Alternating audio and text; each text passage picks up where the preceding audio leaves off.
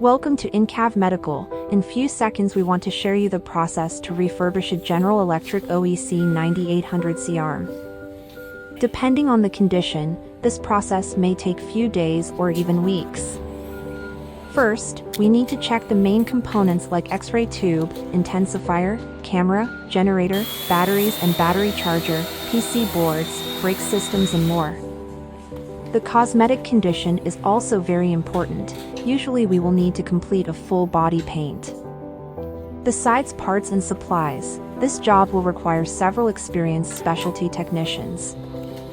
Also, depending on brands or models, we may need to use specific personnel that have been trained on those machines.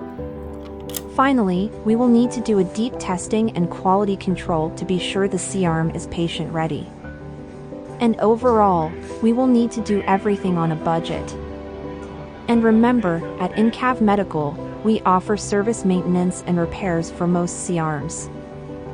Thanks for watching.